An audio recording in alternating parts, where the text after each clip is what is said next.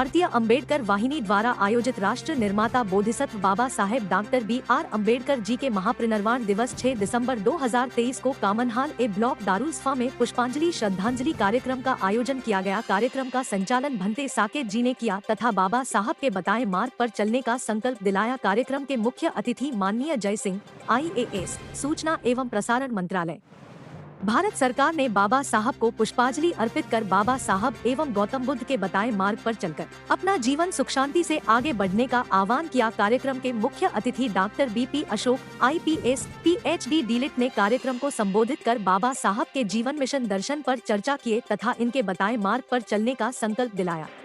तो आज उनका 67वां परिनिर्वाण दिवस है। बाबा साहब का विचार आपके भारत में ही नहीं वरन पूरे विश्व में है। अभी मैं वियतनाम गया था बहुत जल्दी, तो देखा वहाँ बाबा साहब के एक से एक आदमकद प्रतियाएं लगी हैं। वो वियतनामी लोग ये बता रहे थे मैं फ्रांसीसियों से लड़ा, चीनियों से लड़ा, तो हमने प्रेरणा डॉक्टर अम्बेडकर से लिया। तो आज जो डॉक्टर अम्बेडकर की प्रासंगिकताएं हैं वो पूरे विश्व में हैं, क्योंकि डॉक्टर अम्बेडकर एक ऐसे वर्ग के मानव थे कि वो ये चाहते थे कि हमारा देश शिक्षित बने।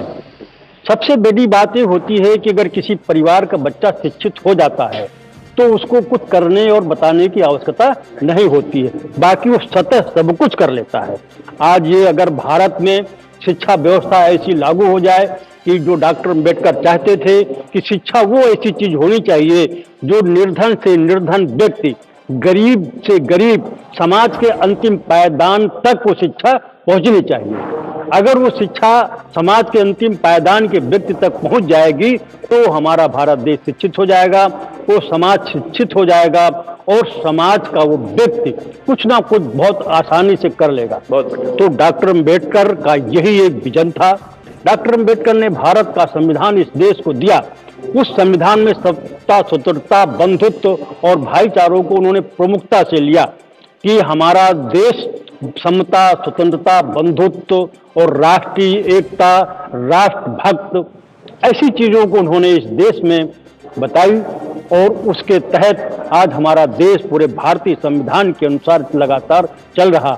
आज भारत का बहुत सारे लोग हैं, राजनीतिक दल हैं जो भारतीय संविधान के अनुसार अपने दलों का चुनाव करते हैं, लेकिन कुछ खेत का भी बात है, कुछ ऐसे भी हमारे यहाँ राजनीतिक दल हैं जो अपने लोकतंत्र को अपने राजनीतिक दल में नहीं लागू करना चाहते हैं।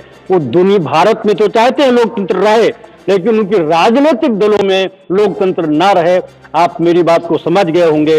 ऐसे दलों का मैं नाम लेना नहीं चाहता हूं, लेकिन उनको भी चाहिए कि अपने लोकतंत्र को अपने दल में भी लागू करें, तब हमारे भारत का संविधान की जो मूल भावना है वो घर घर तक पहुंचेगी और बाबा साहब के आदर्शों पे हम चलने की बात करेंगे। मैं इंजीनियर भीमराज, मैं उत्तर प्रदेश जल निगम में अधीक्षण अभियंता के पद पे था। मैं 2002 वर्ष पहले मैं सेवानिवृत्त हो गया था, लेकिन लगातार मैं सामाजिक कार्यों में और समाज को जागृत करने में, घर घर तक शिक्षा पहुंचाने की बात में पहले भी करता था, आज भी करता हूं और मैं जब तक मेरा जीवन रहेगा मैं ये काम करता रहूंगा। धन्यवाद। आपको सादर जय भीम। आज पूरे देश में, पूरे विश्व में बाबा साहब का महापरिनिर्वाण दिवस मनाया जा रहा है और उस पर संविधान के संबंध में और जो देश के रिफॉर्मर्स हैं उनके संबंध में, उनके प्रश्न के बारे में बहुत सारी ऐसी चीज़ें हैं जो देश में और समाज के अंदर और राष्ट्र के अंदर एकता अखंडता वाली संविधान की प्रासंगिकता है, उसके संबंध में चर्चा की जाती है। निश्चित रूप से बाबा साहब डॉक्टर अम्बेडकर का जीवनदर्शी रहा है, वो पब्लिक वेलफेयर स्टेट के लिए और जन कल्याण के लिए समर्पित रहा है और आज पूरा समाज उनके प्रति कृतज्ञ है। उसी के संबंध में चर्चा की जाती है। सर, अपना परिचय दें। मैं डॉक्टर BP अशोक, किस पद पे? मैं पुलिस अधीक्षक पद पर हूँ, IPS अधिकारी। सर, आज बाबा साहब के परिनिर्वाण दिवस पर बाबा साहब के बताए हुए मार्ग पर चलने का आह्वान किया जा रहा है और उनके जो सपने थे समतामूलक समाज, समतामूलक राष्ट्र, इसको बनाने के मार्ग पर हम लोग कृत संकल्प हैं। लगभग कितने लोग यहाँ एकत्रित हुए इस कार्यक्रम में? सर, इस कार्यक्रम में सुबह से कार्यक्रम चल रहा है, लोग आ रहे हैं जा रहे हैं। कार्यक्रम में लोग आप खुद देख रहे हैं कितने लोग हैं कार्यक्रम में।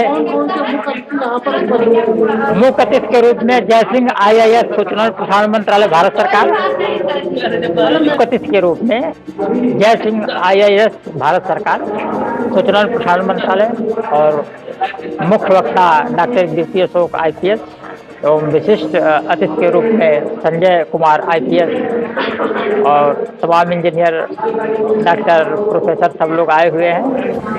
और बाबा साहब ने शिक्षा पर हमेशा आगे बढ़ने के लिए कहा, समाज का उसको किस दिशा में देखते हैं, क्या कहना चाहते हैं? बाबा साहब ने शिक्षा के लिए जो काम किया है उस मार्ग पर समाज धीरे धीरे चल रहा है। उन्होंने तो समान शिक्षा की बात करी थी, लेकिन यह इतना जल्दी संभव नहीं है। ये सरकार के फैसले की बात है। संविधान में हमें रोटी कपड़ा मकान शिक्षा चिकित्सा समान सबको एक समान की गारंटी दिया है। तो बाबा साहब ने तो ये कल्पना किया है, फिर ये संविधान चलाने वाले इस कल्पना। मैं DK गौतम, अखिल भारतीय अम्बेडकर वाहिनी का राष्ट्रीय महासचिव। सर, ये कहना चाहते हैं कि हम जो है यूपी से चल के आए हैं, और मेरा गांव है गोदना, शिव शंकर मौर, ग्राम गोदना, पोस्ट जिला भदोही, तहसील का थाना उदय, उत्तर प्रदेश। हम जो भदोही जिला के अध्यक्ष हैं अखिल भारतीय अम्बेडकर वाहिनी के। तो यहाँ आप आए हैं तो कितने लोग लेकर आए हैं?